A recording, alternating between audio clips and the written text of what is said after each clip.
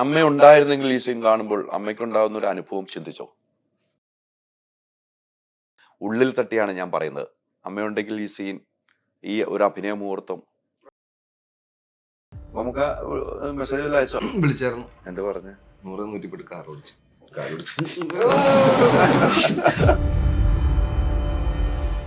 പടം ഇറങ്ങിയിട്ട് മറ്റേ സ്റ്റേറ്റ് അവാർഡ് കിട്ടിയവരുടെ അവിടെ നിന്ന് ഇവിടുത്തെ വളരെ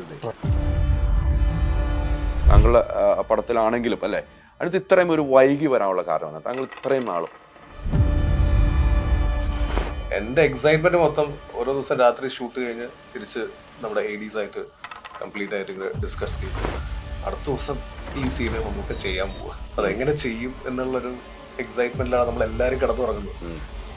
അത് ഒരു 1-2 ടേക്കേ ഉള്ളൂ. ഈ മമ്മൂട്ടിയുടെ ഒരു ഇരുത്തം, അതൊക്കെ മമ്മൂക്ക നമ്മൾ പറഞ്ഞു കൊടുക്കുന്ന അപ്പുറത്തേക്ക് മമ്മൂക്ക അതിനകത്തേക്ക് എത്രമാത്രം ഇൻവോൾവ് ആയിട്ടാണ് അത് വേറെ സ്റ്റൈലിലേക്ക് മാറ്റിയായിരുന്നു? മമ്മൂക്കയുടെ ഇടപെടൽ എങ്ങനെയായിരുന്നു? ആ സീൻ മാത്രമല്ല, എല്ലാ സീനും നല്ല രീതിക്ക് എനിക്ക് ബ്രില്യന്റ് കേൾക്കണം.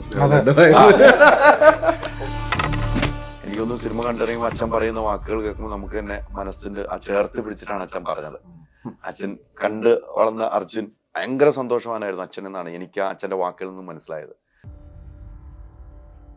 മമ്മൂക്കയുടെ പല്ലുകൾ, അല്ലെ മമ്മൂക്ക മുറുക്കി ചുമക്കുന്ന ആ ചുമപ്പുകൾ, മമ്മൂക്ക എന്താണ് പറയുന്നത്? ആ ഒരു ക്യാരക്ടർ അങ്ങനെയാണ്. അപ്പൊ മമ്മൂക്ക അതെങ്ങനെയാണ് ഉൾക്കൊള്ളുന്നത്? അപ്പൊ അത്തരം കുറെ സംഭവം ഈ ചിരിയുടെ കാര്യത്തിലൊക്കെ മമ്മൂക്ക അല്ലെ?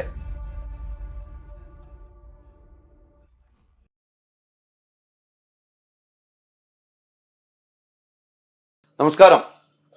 മലയാളികൾ എവിടെയുണ്ടോ അവിടെയെല്ലാം ഏറ്റെടുത്തൊരു സിനിമ, ഒന്നും പറയാനില്ല. സിനിമ കണ്ടു കഴിഞ്ഞിറങ്ങിയപ്പോൾ വീണ്ടും വീണ്ടും കാണണമെന്നൊരാഗ്രഹം. എന്നെ സംബന്ധിച്ച ഒരു ബ്ലാക്ക് ആൻഡ് വൈറ്റ് സിനിമ കണ്ട ഒരു ഫീലേ ഉണ്ടായില്ല, ഒരു സിനിമ കണ്ട ഫീൽ. ആ സിനിമയുടെ പിന്നിലും മുന്നിലും പ്രവർത്തിച്ചാറ് എന്നോടൊപ്പമുള്ള 4 പേർക്കും സ്വാഗതം. ഞാനുള്ളത് പറഞ്ഞു, എനിക്കൊരു ബ്ലാക്ക് ആൻഡ് വൈറ്റ് സിനിമ കണ്ട ഒരു ഫീൽ കിട്ടിയില്ല, ഒരു സിനിമ കണ്ടിറങ്ങി. എനിക്കങ്ങനെയാണ്. തീർച്ചയായിട്ടും ഞാൻ സിനിമയിലേക്കാണ് പോയത്, ആ കഥാപാത്രത്തിലൂടെയാണ് യാത്ര ചെയ്തത്. എനിക്ക് അങ്ങനെയാണ് ഉണ്ടായത്. സമ്മതിച്ചോട്ടോ. ഇത്ര നാള് നിങ്ങൾ വൈകിയ വന്നെങ്കിലും നിങ്ങൾ കൊണ്ടുവന്ന വലിയൊരു സംഭവമാണ്. തീർച്ചയായിട്ടും അത് തന്നെയാണ് സംഭവിച്ചിരിക്കുന്നത് കേട്ടോ. ഒന്നും പറയാനില്ല ആ സിനിമയെ കുറിച്ച്. എനിക്കൊന്നും ചോദിക്കാനും ഇല്ല. ചുമ്മാ എന്തെങ്കിലും പറഞ്ഞു നമുക്ക് അന്ന് പോയപ്പോ പക്ഷെ പടം ഇറങ്ങിയിട്ട് ഞങ്ങളൊരു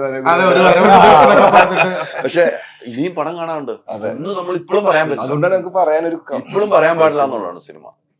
ഇനി എത്രയോ പേര് കാണും, കണ്ടവർ ഇനിയും കാണാനുണ്ട്, ആഗ്രഹിക്കുന്നു. ഞാനിപ്പോ 2 പ്രാവശ്യം കണ്ടു ഈ സിനിമ. 2 പ്രാവശ്യം ഈ സിനിമ കണ്ടിട്ടിരിക്കുന്നതാണ്. എനിക്ക് അത്രയ്ക്കും ഇഷ്ടപ്പെട്ടു കേട്ടോ.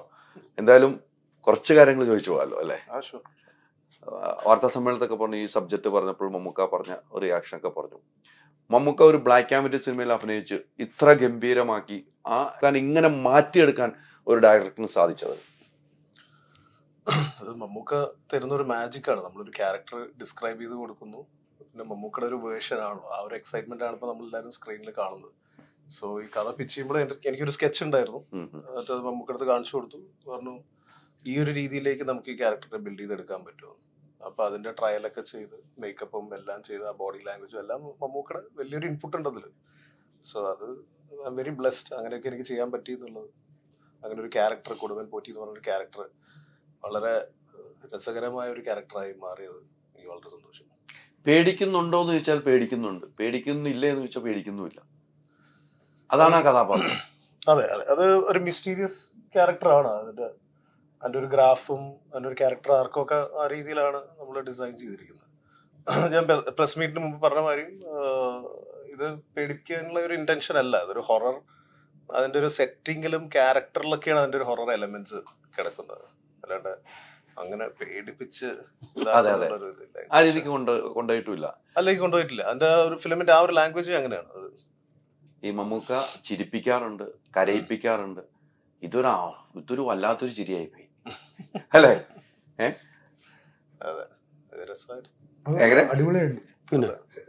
തീർച്ചയായിട്ടും അത്തരം ഒരു ചിരി നമ്മൾ കണ്ടിട്ടില്ല. എങ്കിലും 5 പേരാണ് ഈ സിനിമയിലുള്ള അല്ലെ, 5 കഥാപാത്രത്തിലൂടെ യാത്ര ചെയ്യുന്നു. പക്ഷെ ഇവർ 2 പേരും മമ്മൂക്കായുമാണ് മെയിനായിട്ടുള്ളത് അല്ലേ. മറ്റു 2 കഥാപാത്രങ്ങൾ വേണ്ട സ്ഥലങ്ങൾ വേണ്ട രീതിക്കാണ് ചേർത്തിരിക്കുന്നത്. പക്ഷെ എൻ്റെ ഒരൊറ്റ ചോദ്യമാണ്, നമ്മുടെ സ്ക്രിപ്റ്റ് റൈറ്ററിന്റെ വാക്കുകൾ അല്ലെങ്കിൽ അദ്ദേഹത്തിന്റെ ഡയലോഗുകൾ നമുക്ക് എല്ലാവർക്കും മനസ്സിലാകുന്ന ഡയലോഗല്ല, അത്രയും നീട്ടി എഴുതുന്ന ഡയലോഗാണ്, പെരുത്തി എഴുതുന്ന ഡയലോഗ്. അത് ഇതിലേക്ക് വന്നപ്പോൾ എത്രമാത്രം അത് ഫലിപ്പിച്ചെടുക്കാൻ പറ്റിയെന്നാണ് തോന്നുന്നത്? ബേസിക്കലി നമ്മൾ അതിന്റെ ഫൗണ്ടേഷൻ, അതിന്റെ സ്ട്രക്ചർ ഫസ്റ്റ് റെഡിയാക്കുക എന്നുള്ളതാണ്. പിന്നെ അതിന്റെ മേലെ നമുക്ക് ഈ ഡയലോഗ്സും കൂടെ വരുമ്പോൾ ടി ഡി സാറിന്റെ ഒരു വലിയൊരു കോൺട്രിബ്യൂഷൻ അതിലുണ്ട്.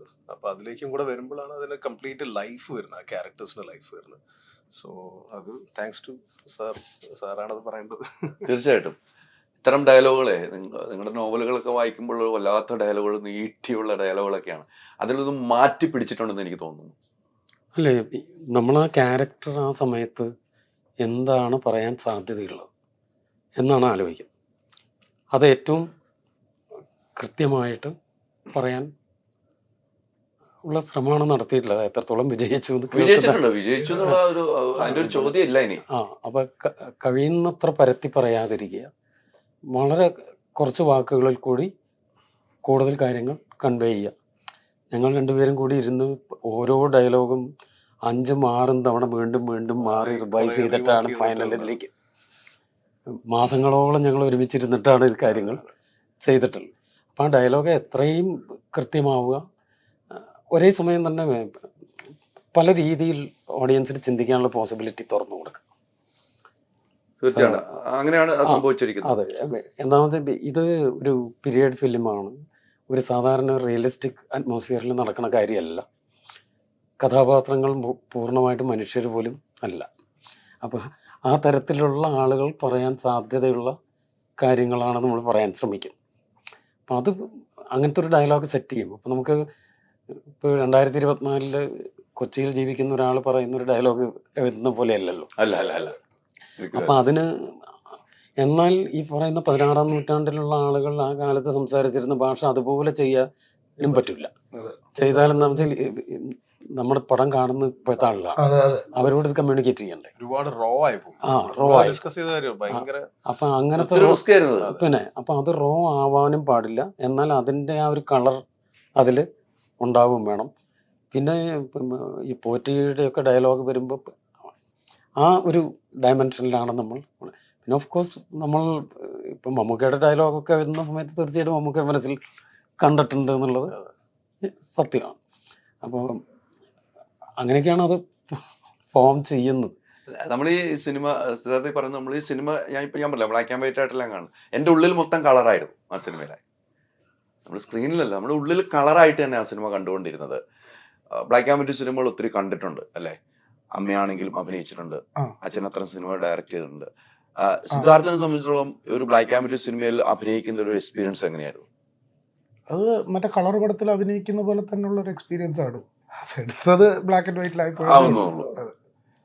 അഭിനയം സെയിം തന്നെ, വന്ന് നിന്ന് ഡയലോഗ് പറഞ്ഞിട്ട് പോകണം. ബ്ലാക്ക് ആൻഡ് വൈറ്റ് ഒന്നും ഇല്ല, അത് എടുത്തതിൽ കാണുന്നതിലേ ഉള്ളൂ ആ വ്യത്യാസം.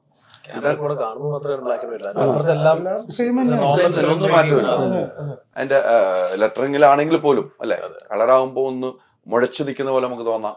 ഇതാകുമ്പം അല്ലെ ചേർന്ന് നിൽക്കുന്ന പോലെ തോന്നാം. അത് ഓരോരുത്തരുടെ കാഴ്ചപ്പാടല്ലേ, യുണീക് ടു ഈച്ച്.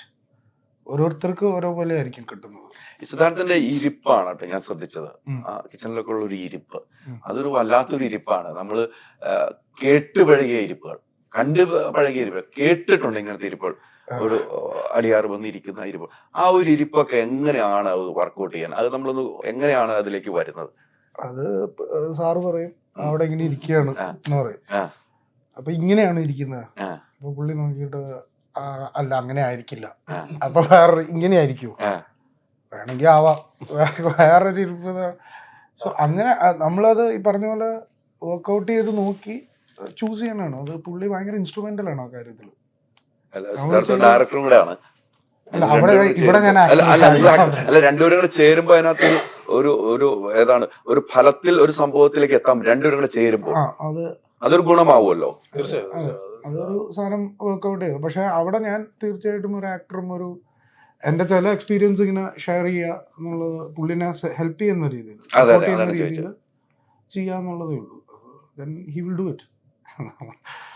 അതെന്തായാലും ക്യാപ്റ്റൻ ഇദ്ദേഹമാണല്ലോ, അതെ. ഈ സിനിമയുടെ ക്യാപ്റ്റൻ ഇദ്ദേഹമാണല്ലോ. അതെ. അല്ല, നമ്മൾ പറയുന്ന രീതിക്ക് നമുക്ക് ചെയ്യാൻ പറ്റില്ല. അപ്പൊ നിങ്ങൾ രണ്ടുപേരുള്ള ആ കാര്യങ്ങൾ കമ്മ്യൂണിക്കേറ്റ് ചെയ്യുമ്പോൾ ഒന്ന് ഹെൽപ്പ് ആവുന്നു, അത് എളുപ്പവുമാവുന്നു നമുക്ക്. യെസ് യെസ്, കുറച്ചുകൂടെ ടെക്നിക്കലി ബേസ്ഡ് ആയിട്ടും നമുക്ക് സംസാരിക്കാം. ബിക്കോസ് ഈ പറഞ്ഞ പോലെ ഒരു ഡയറക്ടർ ആയതുകൊണ്ട് തന്നെ പല കാര്യങ്ങളും അങ്ങനെയും സംസാരിക്കാം.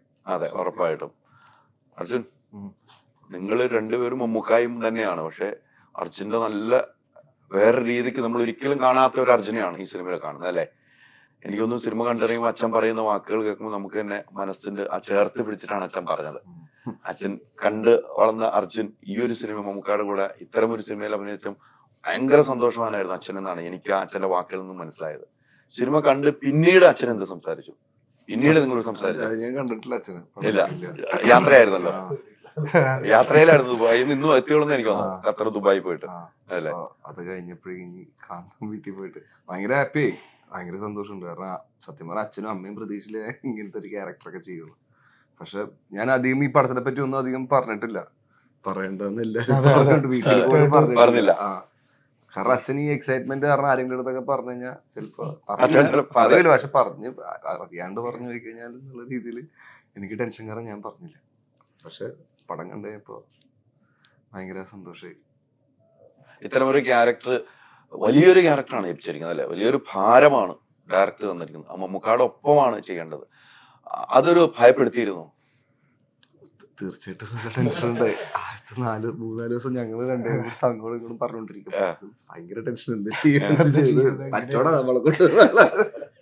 പക്ഷെ 5-ാമത്തെ ദിവസമൊക്കെ ആയപ്പോ സിദ്ധാർത്ഥയുടെ മാറ്റി പറഞ്ഞു, ഇപ്പൊ വലിയ ടെൻഷൻ ഇല്ല, ഭയങ്കര സുഖം, എന്ത് പറ്റി? നമുക്ക് ഇത് ചിലപ്പോ യൂസ്ഡ് ആയിട്ടുണ്ടാവും,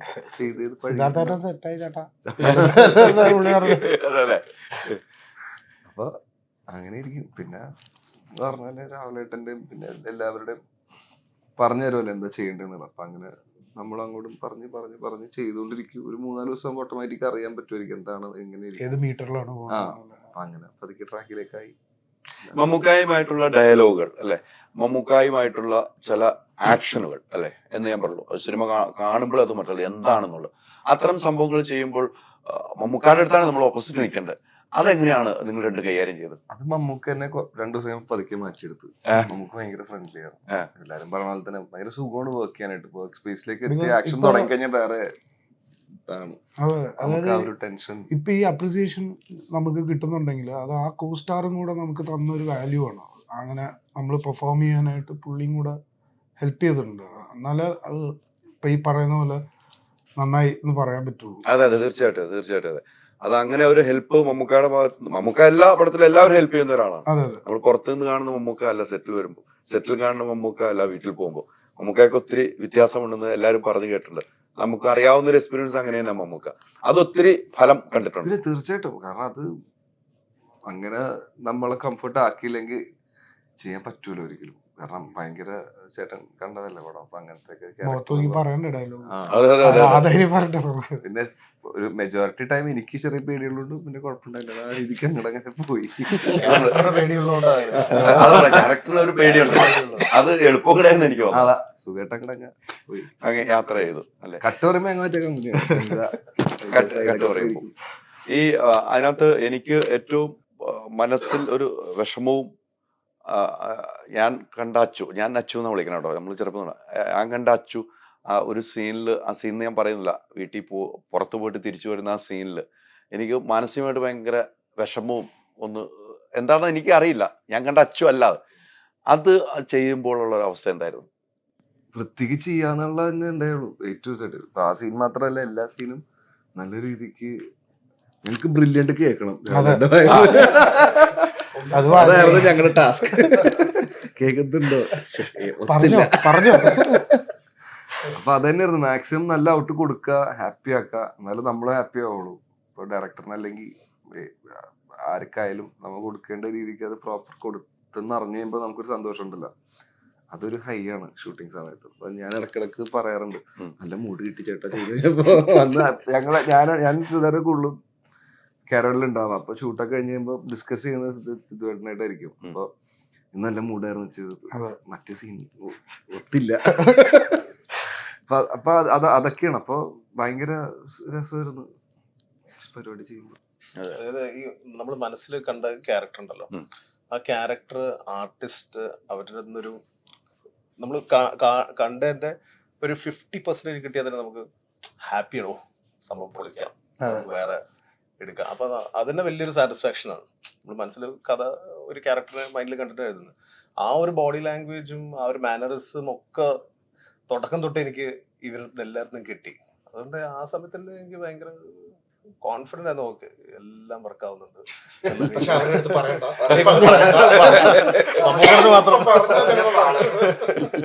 ഒന്നും പറയുന്നുമില്ല, പറഞ്ഞാൽ ഇനി അടുത്ത ദിവസം വരും വേറെ എന്തൊക്കെ ആയാലോ. അത് ബുദ്ധിപരമായിട്ട് നീക്കുവാണല്ലോ, പിന്നെ നല്ലതാണ്. അങ്ങനെ തന്നെയാണ്. അതെനിക്ക് അപ്ലൈ കത്തിയല്ലോ, പെട്ടെന്ന് കത്തിയല്ലോ. ഈ കഥാപാത്രങ്ങൾ ഇപ്പം സിദ്ധാർത്ഥനും അർജുനും മറ്റു രണ്ട് കഥാപാത്രം, സിദ്ധാർത്ഥ് തുടക്കം മുതലുള്ള ഒരാളാണ് അല്ലേ, നമുക്കായി സിദ്ധാർത്ഥം തുടങ്ങും, അർജുൻ അത് കഴിഞ്ഞിട്ട് വരുന്ന ഒരാളാണ്. ഈ സിദ്ധാർത്ഥ് തന്നെ അവിടെ എന്നുള്ള ഒരു സാധനം തീരുമാനിക്കാൻ ഡയറക്ടറിന് ഉണ്ടായിരുന്ന ഒരു ധൈര്യവും ആ ഒരു വിശ്വാസം എങ്ങനെയാണ്? സിദ്ധാർത്ഥാണ് ആ കഥാപാത്രം ചെയ്യേണ്ടത്. അത് നമ്മൾ ആ പ്രീ പ്രൊഡക്ഷന്റെ സ്റ്റേജിൽ ഫസ്റ്റ് മമ്മൂക്കയാണ് ഇതിൽ കാസ്റ്റിംഗ് ആയിട്ട് വരുന്നത്. അതിനുശേഷം എനിക്ക് ഇതുമാതിരി നമ്മള് ആ ഒരു ഈ ക്യാരക്ടറിന് ഒരു റോനെസ് ഉണ്ട്, ഒരു പ്രത്യേക ബോഡി ലാംഗ്വേജും, ഭയങ്കര നാസ്റ്റി ഫിൽത്തി അറ്റ്മോസ്ഫിയറിലാണ് ഭക്ഷണം കുക്ക് ചെയ്യുന്നത്. അപ്പോൾ അങ്ങനത്തെ ഒരു ക്യാരക്ടർ നമ്മൾ ആലോചിച്ചിട്ട് എൻ്റെ ഒരു ഏഡിയാണ് ഇങ്ങനെ കുറെ സജഷൻ തന്നപ്പോ അതിലാണ് പെട്ടെന്ന് എനിക്ക് സിദ്ധുവിനെ ഫോട്ടോ എന്ന് പറഞ്ഞു. പിന്നെ അവിടെ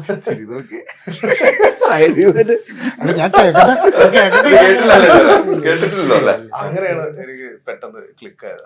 അപ്പൊ തന്നെ ഇമ്മീഡിയറ്റ് ആയിട്ട് സിദ്ധുവിനെ വിളിക്കും, നമുക്ക് ചെയ്യാം. ഏടി ദിന്നാഥ് പുത്തഞ്ചേരി, അതാണ് അവൻ കുറെ പറഞ്ഞിട്ട് പൊക്കി പറയാനെ കുറിച്ച് എല്ലായിടത്തും പറയണ്ടല്ലോ, എല്ലായിടത്തും പറഞ്ഞിട്ടുണ്ട്.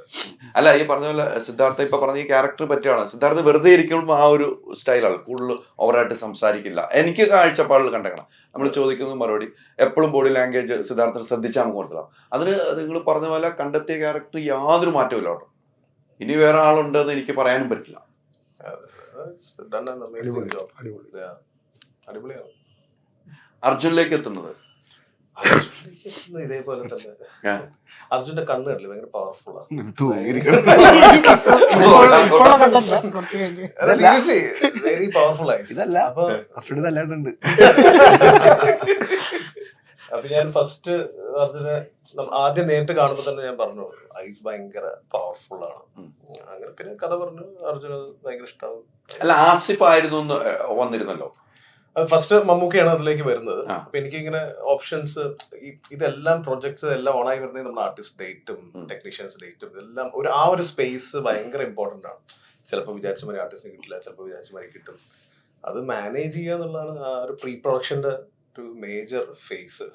അപ്പൊ അങ്ങനെ കറക്റ്റാണ്. ആസിഫിനെ മീറ്റ് ചെയ്യും, സംസാരിക്കുകയും ചെയ്തു. But Arjun is done an amazing job. അതുകൊണ്ട് I'm very happy Arjun ചെയ്തതിൽ. തീർച്ചയായിട്ടും. അല്ലെങ്കിൽ ആ അർജുനിൽ വിധിച്ചത് തന്നെയാണത് അല്ലെ എല്ലാരും അവരവർക്ക്.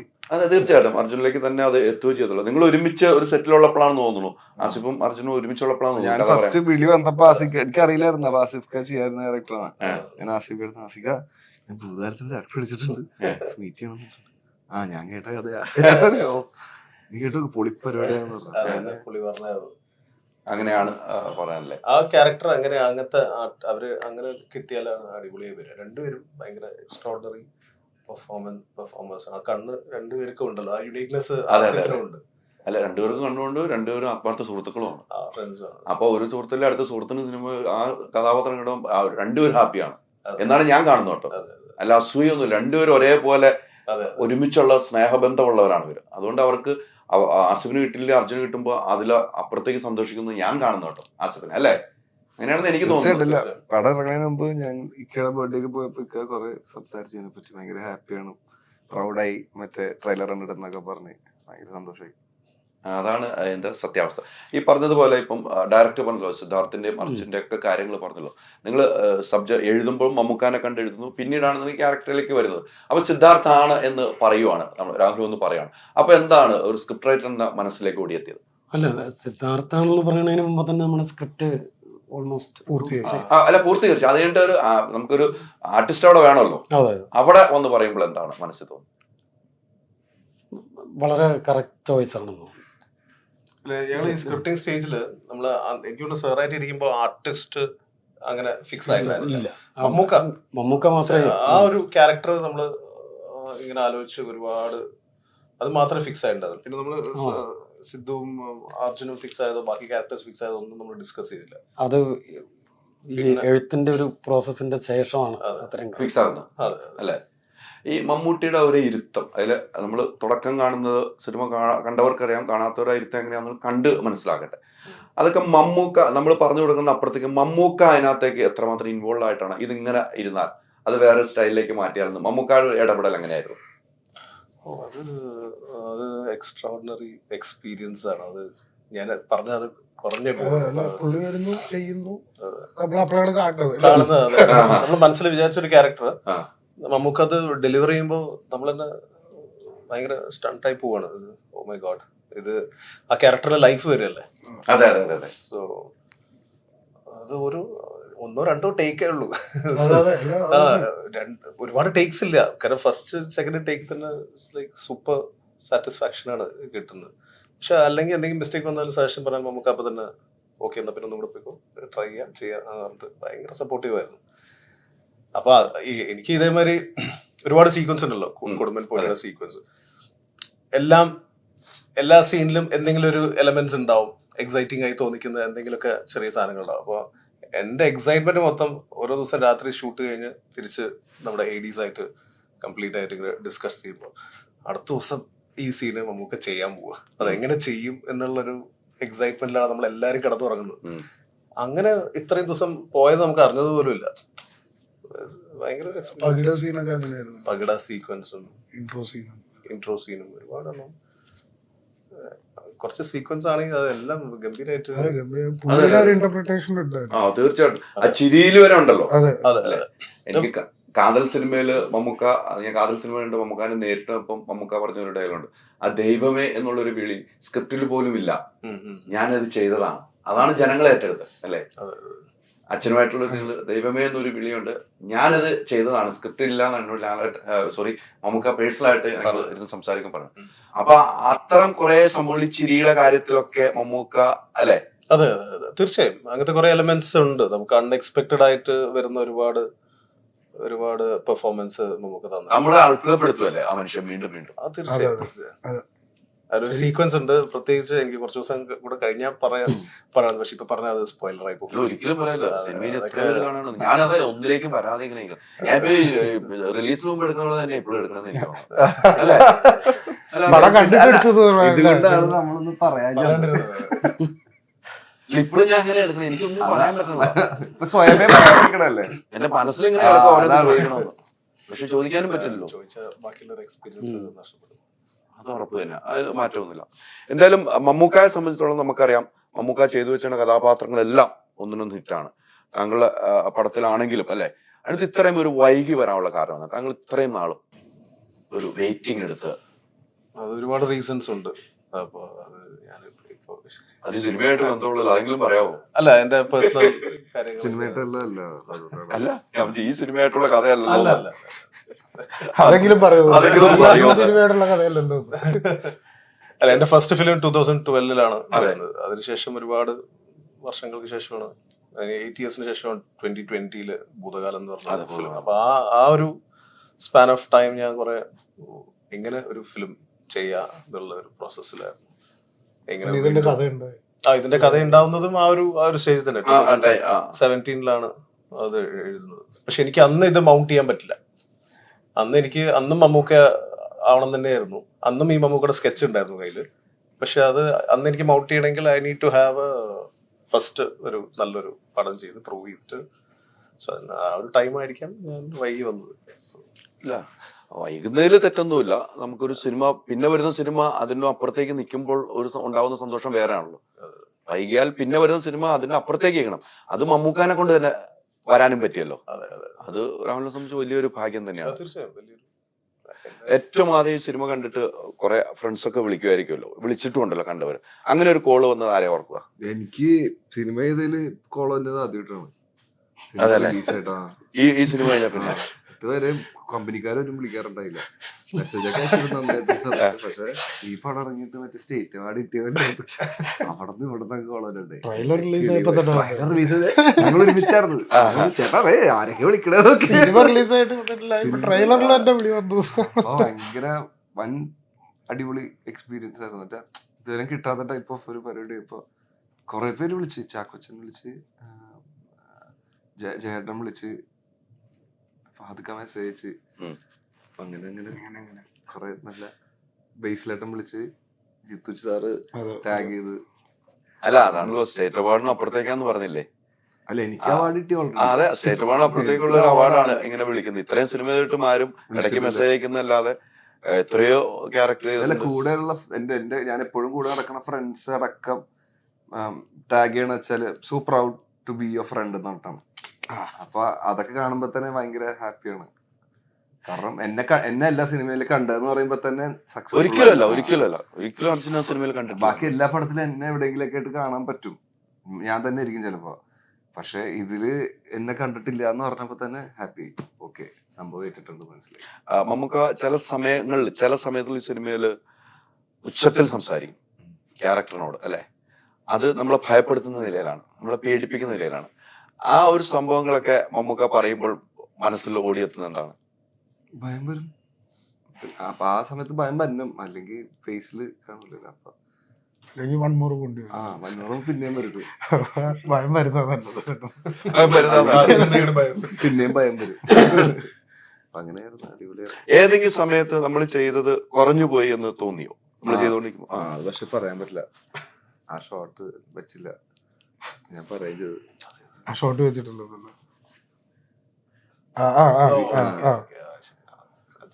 ചെറിയൊരു സാധനം, അത് ടെൻഷൻ കാരണമാണ്. അത് പിന്നെ പറയാം, അടുത്ത ഇന്റർവ്യൂ പറയാം. എല്ലാം റിവീലിംഗ് ഒരു ഇന്റർവ്യൂ. ആക്ച്വലി എന്റെ മനസ്സിലേക്ക് ഓടിയെത്തിയിട്ടുണ്ടാവും. അത് ചെറിയ അതിന്റെ ഫോഴ്സ് പോരാ, ഒത്തില്ല ചെയ്തിട്ട്. വളരെ 1-2 സിറ്റുവേഷൻ അത്രേ ഉള്ളൂ. കറക്റ്റ്. ശരിക്കും കുടുംബൻ പോറ്റി ഇതാണ്. ഞങ്ങള് പോറ്റി പുള്ളിനെയാണ് പോറ്റി ഇത് വിളിക്കാറ്. ഞങ്ങള് മറ്റേ ആൾക്കാരും അടിമപ്പണി. ശരിയാ, ഡയറക്ടർ പോറ്റി തന്നെയാണ് അവിടെ. നമ്മൾ അടിമകളായിട്ട് നിൽക്കുവാണല്ലോ. പക്ഷെ അങ്ങനെ ഒരു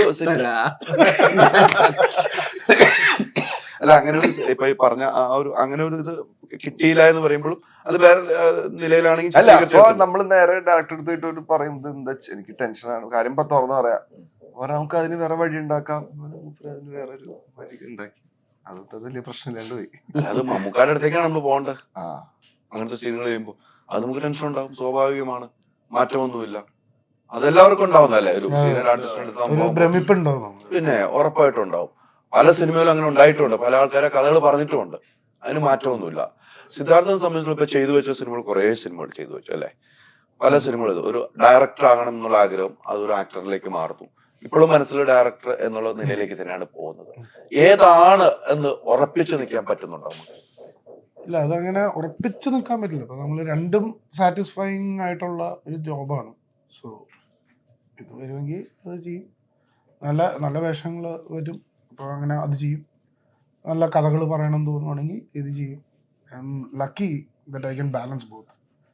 രണ്ടും ചെയ്യാൻ പറ്റും. ഒരു നടൻ എന്ന നിലയിൽ കണ്ടെത്തിയ ആളുകളുണ്ടല്ലോ, നടനാണ് സിദ്ധാർത്ഥൻ, നടനാണ് എന്ന് കണ്ടെത്തിയവരും ഡയറക്ടർ എന്ന നിലയിൽ കണ്ടെത്തിയവരുണ്ട്, അല്ലെ?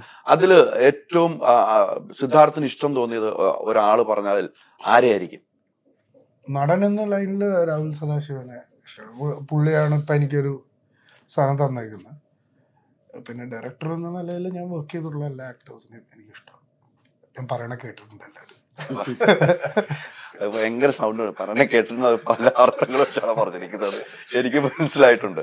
അല്ല, ഇതിപ്പോ ഈ കഥാപാത്രം കൃത്യമാണ് ഈ പറയുന്നത്. അതെ, അത് പുള്ളി ഷേപ്പ് ചെയ്ത് പുള്ളി നമ്മളെ കണ്ടെത്തി വിളിച്ചു വരുത്തി ഇങ്ങനെ ഒരു നല്ലൊരു വേഷം തോന്നുന്നു. അപ്പോൾ he has found something in me.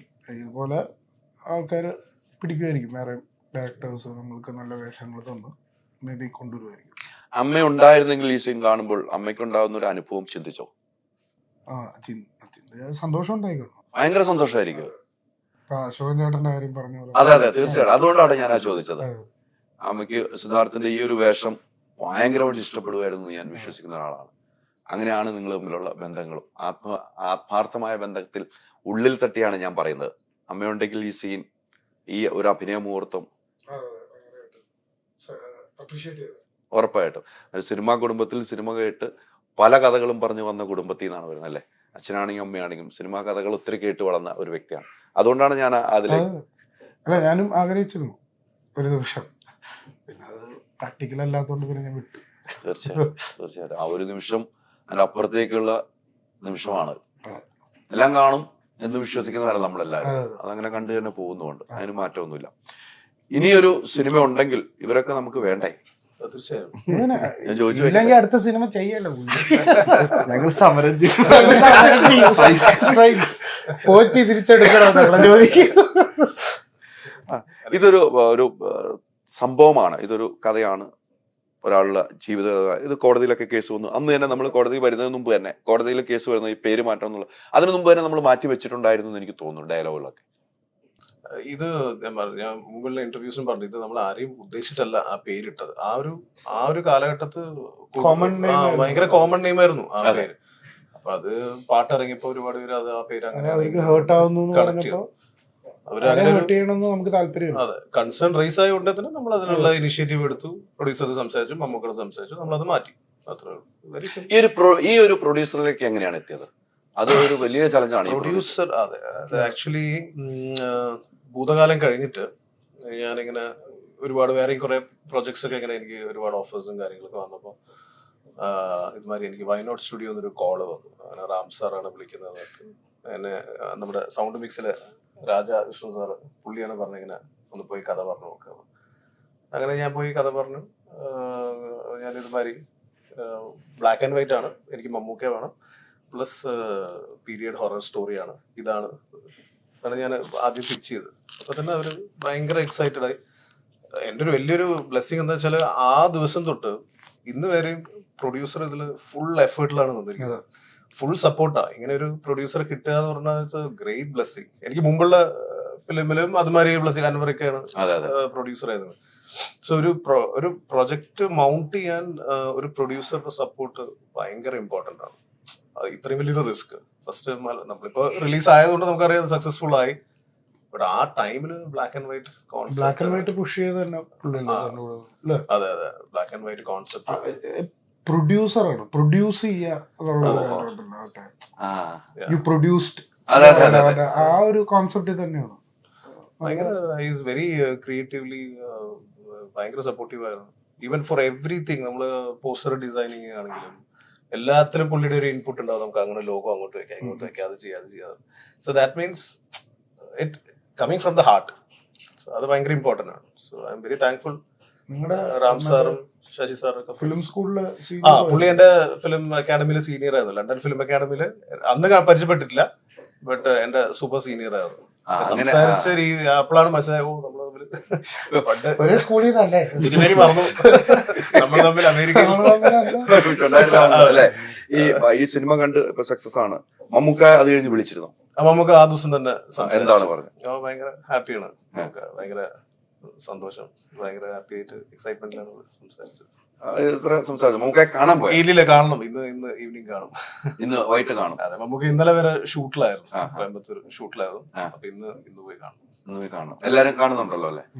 കാതല് കഴിഞ്ഞിട്ടും എല്ലാരും പോയി അത് കഴിഞ്ഞിട്ടൊന്ന് കാണുന്ന ഒരു സീൻ ഉണ്ടായിരുന്നു മമ്മൂക്കാടെ അടുത്ത്. എല്ലാവരും കൂടെ പോയി അണ്ടർ സ്കോഡ് കഴിഞ്ഞിട്ടും എല്ലാവരും കൂടെ വിജയം കണ്ടിട്ട് 2 ദിവസം കഴിഞ്ഞ് പോകുന്നു. അതുപോലെ ഒരു കൂടിക്കാഴ്ച ഇന്നും ഉണ്ടാവും. തീർച്ചയായും അല്ലെ? പ്ലാൻ ചെയ്യുന്നുണ്ട്. നമുക്ക് മെസ്സേജ് അയച്ചോ? വിളിച്ചായിരുന്നു. പറയൊന്ന് ചോദിച്ചാലേ അത് വരുമല്ലേ? ഭയങ്കര ഹാപ്പി ആയിരുന്നു, ഭയങ്കര രസമായിരുന്നു. വിളിച്ച് സംസാരിച്ചതിന് ഭയങ്കര ഒരു ഓണായി പോയി. ആ സമയത്ത് ജോർജ് ചേട്ടൻ വിളിച്ച് ഹാപ്പി അല്ലേ, കൺഗ്രാജുലേഷൻസ് എന്നൊക്കെ പറഞ്ഞ്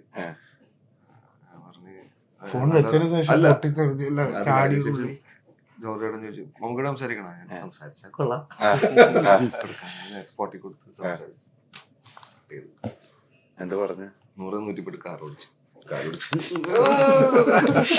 ആ വിളിയില് അതുവരെ മാന്യനായിരുന്നു. ഓക്കെ നമുക്ക് വെച്ച പാടെ ചാടി തുള്ളി ഓട്ടമാണ്.